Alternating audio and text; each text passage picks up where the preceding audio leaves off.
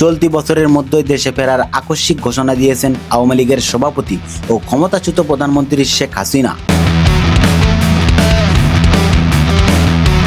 ভারতের সংবাদ মাধ্যম এনডিটিভিকে ইমেইলের মাধ্যমে দেওয়া একটি বিশেষ সাক্ষাৎকারে তার এই বার্তা দেশের রাজনৈতিক অঙ্গনে নতুন করে তোলপাড় সৃষ্টি করেছে।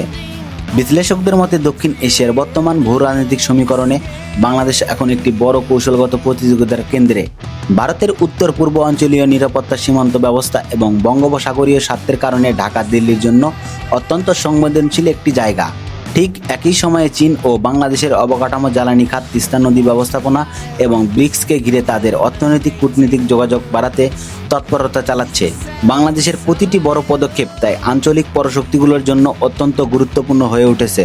আর এই পরিস্থিতির মধ্যে দিল্লির প্ল্যাটফর্ম ব্যবহার করে শেখ হাসিনার এই বার্তা ঢাকাকে এক ধরনের মর্মান্তিক চাপে রাখার কৌশল হতে পারে বলে ধারণা করছে অনেকেই। এদিকে শেখ হাসিনার এই বার্তার তীব্র প্রক্রিয়া জানিয়েছে আন্তর্জাতিক অপরাধ আদালতের চিফ প্রসিকিউটর আমিনুল ইসলাম। 24শে আগস্টের গণহত্যার দায়ে যেখানে আইসিসি থেকে কঠোর রায় এসেছে, সেখানে দাঁড়িয়ে চিফ প্রসিকিউটর এই বক্তব্যকে সস্তা রাজনৈতিক ঠাট্টাবাজি বলে আখ্যা দিয়েছে।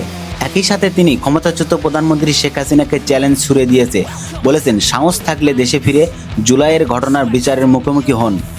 বাস্তবতা বিশ্লেষণ করলে দেখা যায় আওয়ামী লীগের অধিকাংশ নেতাকর্মী বর্তমানে আত্মগোপনে থাকায় এবং জুলাইয়ের ঘটনার ক্ষত এখনও দগদগে থাকায় এই মুহূর্তে শেখ হাসিনার দেশে ফেরার প্রায় অসম্ভব। তবে মাঠ পর্যায়ে হতাশ কর্মীদের মনোবল ধরে রাখতে এবং রাজনীতির মাঠে দলের অস্তিত্ব টিকিয়ে রাখতে এই বার্তার একটি বিশেষ মনস্তিক গুরুত্ব রয়েছে। কূটনৈতিক মহলের মতে আগামী কয়েক মাসে শেখ হাসিনার দেশে ফেরার চেষ্টা, তার বিরুদ্ধে চলমান বিচার প্রক্রিয়া এবং চীন ও ভারতের সাথে বর্তমান সরকারের সম্পর্ক, এই তিনটি বিষয় বাংলাদেশের রাজনীতি ও দক্ষিণ এশিয়ার ক্ষমতার ভারসাম্য নির্ধারণে সবচেয়ে বড় ভূমিকা রাখে।